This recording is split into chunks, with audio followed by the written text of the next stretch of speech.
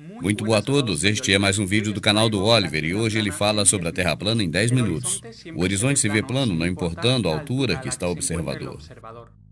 Todos os vídeos de aviões, drones ou balões a grande altura, se for gravado sem utilização da lente olho de peixe da GoPro, vai aparecer um horizonte plano, mesmo a 3.000 metros de altura.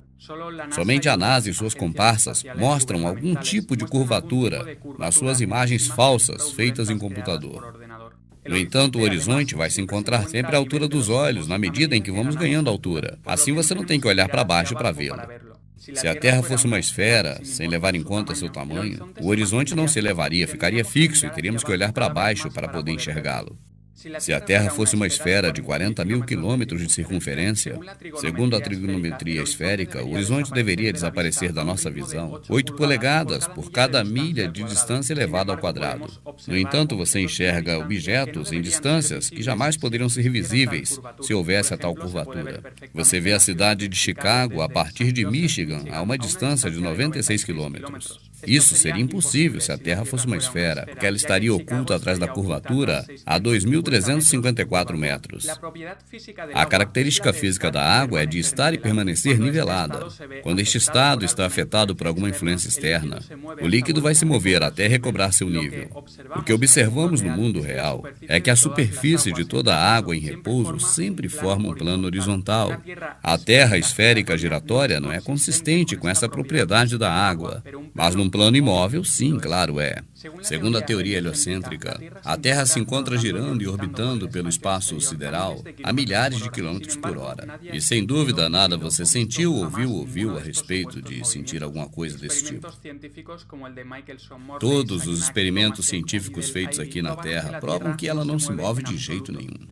Se a Terra estivesse rodando, os tipos de voo seriam muito diferentes dependendo das direções dos aviões. Um avião voando em direção oposta à rotação terrestre percorreria uma distância muito maior do que o avião que está voando em direção oposta na mesma velocidade.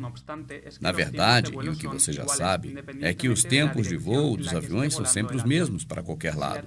Se a Terra estivesse girando e orbitando conforme nos contaram, seria impossível a estrela polar Polaris estar sempre acima do Polo Norte na mesma posição. E ela está lá, sempre fixa no céu. Ela sempre foi referência para a navegação. Do mesmo jeito, as constelações não mudaram de lugar no mínimo ao longo da história. Isso é incompatível com a história da rotação em órbita terrestre.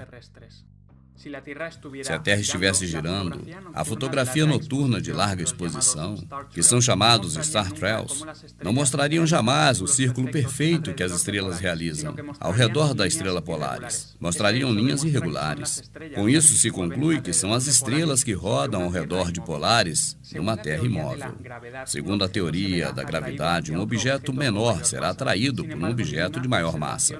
E, sem dúvida, não há nenhum experimento na história da humanidade jamais mostrou que um objeto de menor massa é atraído por aquele de maior massa. Segundo a teoria, a gravidade faz com que o mar se mantenha agarrado à Terra esférica giratória. E você sabe que a água jamais vai ficar presa numa esfera, ainda mais se essa estiver rodando. Todos estes fenômenos atribuídos à gravidade nunca, jamais foi observado no mundo real. Portanto, de acordo com o método científico, isso não está certo, pois esse tem um critério a ser adotado. Segundo a teoria heliocêntrica, estes efeitos da gravidade estão acontecendo no espaço sideral, e somente a NASA e suas comparsas conseguem perceber isso.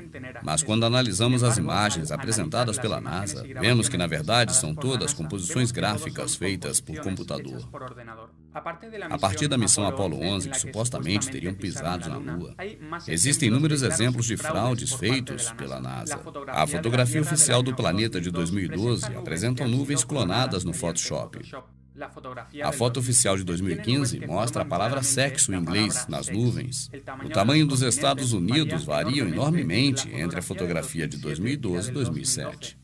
A suposta gravação de Júpiter de 2016, feitas pela Hubble, é claramente uma animação de computador.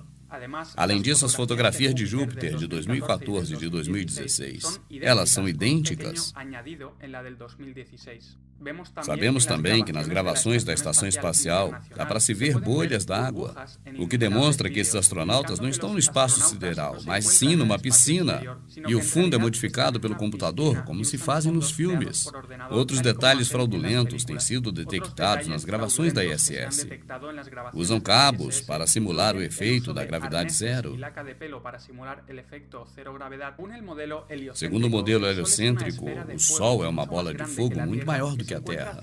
Ela se encontra a 150 milhões de quilômetros. No entanto, gravações feitas nas alturas mostram um foco de luz logo abaixo do Sol. Isto mostra que ele está muito perto da Terra, logo acima das nuvens. O tamanho do Sol e também da Lua são muito menores do que o da Terra. Isso você pode ver a olho nu. Os raios crepusculares que chegam até nós através das nuvens também prova que o Sol está muito perto, porque se o Sol estivesse tão longe, os raios entrariam de forma paralela e não de forma triangular. Os eclipses são previstos hoje exatamente como as civilizações antigas previam há muitos séculos atrás, muito antes de se inventar a teoria heliocêntrica de Copérnico. Obtendo as datas dos eclipses anteriores, consegue-se prever claramente os eclipses que ocorrerão no futuro, porque seguem sempre os mesmos padrões.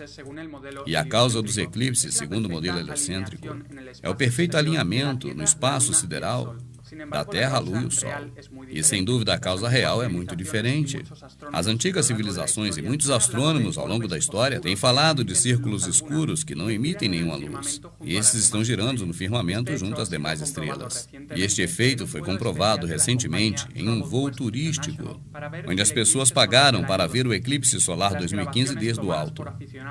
As gravações feitas de dentro do avião mostram círculos escuros próximos ao Sol. E foi um deles que o tapou para provocar o eclipse. A televisão mostrou imagens editadas onde ocultaram esses círculos. No modelo da Terra esférica, existem dois polos opostos. Está um a cada lado do globo. E, sem dúvida, existem grandes diferenças entre o extremo norte e o extremo sul. No extremo norte, as temperaturas são muito superiores e há grande diversidade entre flora e fauna. Ao contrário, no sul, as temperaturas são bem menores. A existência de flora e fauna é praticamente nula. E estas diferenças não têm nenhuma explicação satisfatória no modelo da Terra esférica, já que o Sol clareia do mesmo jeito norte e sul ao longo dos anos. Ao contrário, é totalmente lógico na Terra plana. O Sol, que é muito menor do que a Terra e clareia só no âmbito local, completa uma volta sobre a Terra a cada 24 horas. Ao longo do ano, ele vai caminhando de trópico a trópico e por isso ocorrem as estações. Ao percorrer uma distância bem menor na circunferência do norte, ele circula muito mais lento do que no sul, e por isso que a temperatura é mais elevada. Por outro lado, o Sol tem que viajar mais rápido na circunferência do Sul para dar a volta em 24 horas. E por isso ele passa menos tempo esquentando uma determinada área. E por isso existem diferenças de temperaturas entre Norte e Sul. A Antártida, na verdade, são essas muralhas de gelo que rodeiam a Terra. Quanto mais a notícia se espalha, mais as autoridades proíbem o acesso a essas áreas. A pesquisa e investigação por parte de cidadãos são proibidas. O Polo Sul, portanto, não existe. O que existe é um eixo magnético localizado no centro da Terra. As provas da existência do Polo Sul mostrados pelas autoridades são algumas bandeiras e uma bola metálica. No entanto, esses objetos podem estar localizados em qualquer ponto aleatório ao largo da circunferência de gelo. Também jamais foi feita uma circunnavegação passando pelos dois polos da Terra esférica. Só se fazem círculos na Terra de leste a oeste, oeste e leste, justamente porque é a única circunnavegação que pode ser realizada num plano. As circunnavegações polares que disseram que fizeram são creditadas às pessoas das famílias Rothschild e do governo, e o mesmo acontece com as viagens espaciais. As verdadeiras estrelas e planetas são muito diferentes dos gráficos criados pelos computadores da NASA. Na realidade, são luminárias que mudam constantemente de forma e de cor. Hoje, elas podem ser enfocadas normalmente com câmeras modernas. Então fica provado que não são esferas gigantes que estão a milhares de quilômetros de distância, mas que são, na verdade, luzes no firmamento e estão a poucos quilômetros da Terra. Siga o canal, faça sua inscrição, porque o Oliver continuará falando destes assuntos. E como sempre, muito obrigado e até o próximo vídeo.